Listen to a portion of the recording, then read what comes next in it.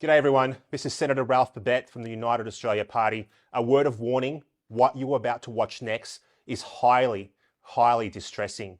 It is footage from a public hearing which we held in the Senate quite recently. This public hearing was in regards to the Born Alive bill. The Born Alive bill, what's that about? Did you know that at the moment in Australia, there are children being born alive as a result of a failed abortion and left to die? A stain on the collective soul of our nation.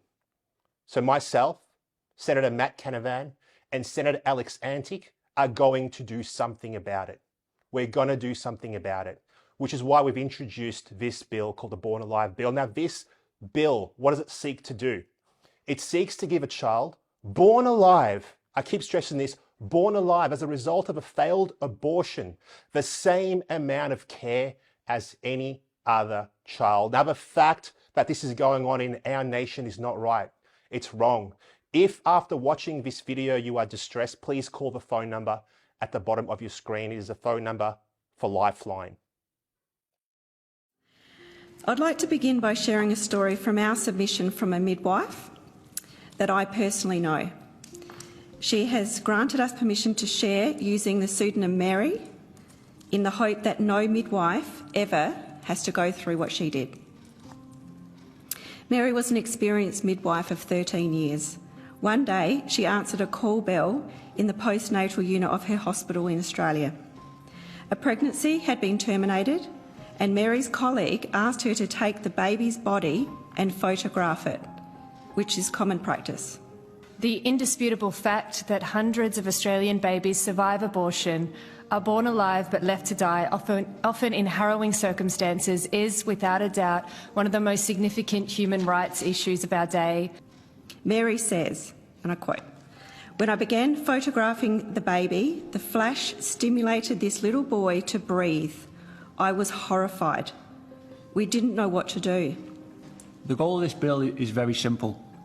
This bill will ensure that an Australian child who has been born alive as a result of a failed abortion procedure will in the future be entitled to the same level of medical care and treatment as any other newborn child. There was no policy for this situation. I picked up this perfectly formed baby, wrapped him in a blanket and put him under a heater in the storeroom. It was so distressing.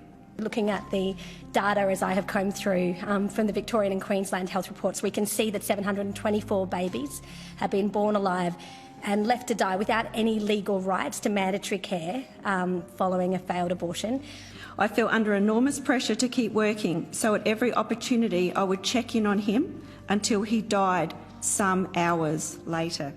Because this is a human rights issue, and Australia is signature to the United Nations Declaration of Human Rights, that was done at a federal level.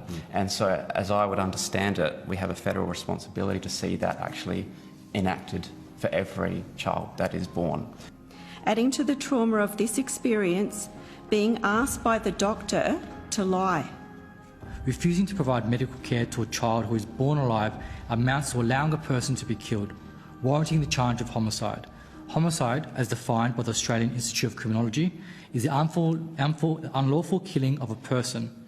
The Northern Territory Coroner's report into the death of baby Jessica Jane provides some insight into what occurs. Following being aborted, Jessica Jane was born alive and placed on a metal kidney dish in an empty room for approximately 80 minutes until she died. The argument presented today can be summarised in syllogistic form. Premise 1. All children born alive are legally recognised as persons and are afforded the rights and protections associated with personhood. According to Nurse Williams, who delivered her, Jessica Jane, although premature, was apparently healthy, had no apparent abnormalities, and her vital signs were relatively good. She weighed 515 grams. When the doctor who authorised the abortion was informed of the live birth and the baby's AGPAS scores were strong, his only response was to say, "So?" Premise 2. The child following a failed termination is born alive. Premise 3. If a person unjustifiably and or negligently killed, then it constitutes homicide. The nurse checked on her every 10 to 15 minutes and observed crying and movement, but the baby was left to die where she lay. The coroner stated that after an hour, her heartbeat and breathing slowed until death. You can understand that in a circumstance such as Jessica Jane that Michelle outlined to us so tragically, the nurse kept on checking on her every 10 or 15 minutes. The baby was crying, so the distress for Nurse Williams was great. These babies are alive. We have had calls to our office. One in particular, I took from very distressed midwife who knows the babies are alive and have told the stories. This midwife was shell-shocked when a baby was born and alive and left to die in a Melbourne hospital in 2013. Now, I'm sure there would be some hospitals that would provide the opportunity for a nurse in that situation to somehow alleviate her own sense of culpability for this baby dying, but there is no legislation. It's one of the reasons why we desperately need this legislation. This is a situation where the healthcare professionals and the parent are a bit conflicted. You know, this is a termination of pregnancy. The intention is to deliver a dead baby, not a live one. And so there is always an element of shock and surprise when a live baby arrives, and people aren't always prepared to deal with that. You know, to switch from one mindset to another mindset.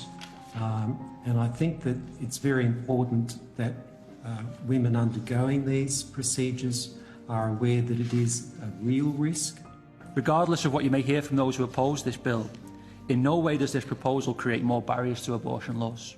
Again, all we are simply asking is to ensure that a baby born alive as a result of a failed abortion procedure is entitled to the same level of medical care and treatment as any other newborn child. And we have a situation in Australia where babies are born alive, but they don't receive an individualised clinical judgment mandated by law because they're born alive as a result of a procedure that was meant to end their life.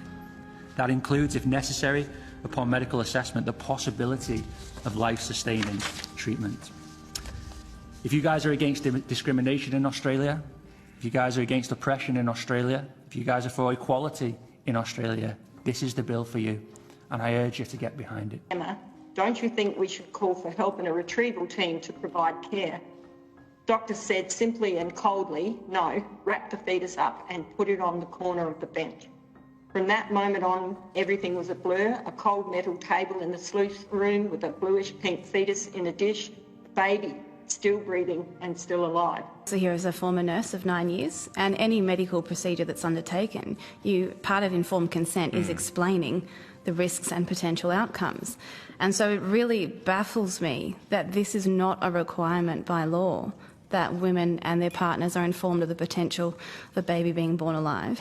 I think irrespective of Australians' views on the issue of abortion, this bill doesn't affect reproductive rights for women, and so one could be pro-choice and support this bill. And I think we saw that in the South Australian Parliament when the amendment to protect babies born alive. There were many members of that Parliament who voted for the Termination of Pregnancy Act, but who voted for this amendment for palliative care and life-saving treatment to be given if appropriate to a baby. As we know, the systems are all already set in place for babies to receive this care. It happens with every other baby in the country, just not the ones born alive after an abortion. I support the bill. I think the bill's requirements are straightforward, that a child born alive is a human being and that doctors have the same duty of care as they do to any premature baby. We even know of the situation of Tim in Germany. He was a Down syndrome boy whose parents wanted to abort him after the Down syndrome diagnosis. And we know in Australia 9 out of 10 babies lose their life because of Down syndrome in utero. But little Tim, he was born alive and cried, struggled to breathe, wriggled for 9 hours on a metal plate. And eventually a nurse who was involved in the abortion, who was just waiting for him to die, just picked him up, wrapped him up with a blanket, controlled his temperature, gave him a little bit of milk, and he went on to live and was adopted out. And I think that story to me really, and his adopted parents wrote a book about his life, and to me that sums up what this bill is about. It's about equality, and it's about a principle of non-discrimination, and it's the fact that we should have laws that mandate equal treatment for all babies in Australia, irrespective of how they came to be. So thank you. Now, if you've watched this far, thank you for having the stomach and the decency to see what's going on in our nation. Thank you. Please share this video. The reason why I say to share this video is not so that you can distress other people. It's because the only way to have change, real, measurable, impactful change, and giving this bill a chance to pass, people have to know about it. We have to raise awareness. So if you can, hit the share button. God bless you. God bless our nation. Yeah, that's my